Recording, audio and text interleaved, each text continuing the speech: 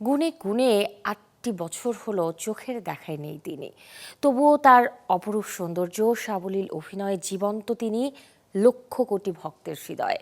বলছি বলিউড কিংবদন্তি শ্রীদেবীর কথা। ২০১৮ সালের ২৪ ফেব্রুয়ারি হঠাৎই রহস্যজনক কারণে পৃথিবীর মায়া ত্যাগ করেন এই অভিনেত্রী। জন্মেছিলেন ২৩ আগস্ট ১৯৬৩ সালে ভারতের তামিলনাড়ুতে। সিনেমায় ক্যারিয়ার শুরু করেন ছোটবেলাতেই শিশু শিল্পী হিসেবে। প্রায় ১৮ সিনেমা করে এরপর নায়িকা হিসেবে আত্মপ্রকাশ করেন ১৯৭৬-এ তামিল সিনেমা মন্দ্রু মুদিচু দিয়ে। বছর ৩ পরেই বলিউডে অভিষেক সলভা সাওয়ান মুভিতে।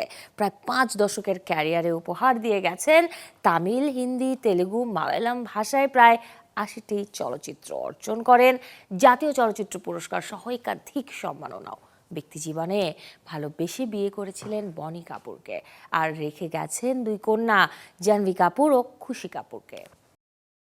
বিশ্বের নানা প্রান্ত থেকে রেমিটেন্স লেনদেনে নগদ নিয়ে এলো হার না মানা হার অফার। সর্বনিম্ন ১০,০০০ টাকার রেমিটেন্স নগদে পাঠালে স্বর্ণের হার জেতার সুযোগ।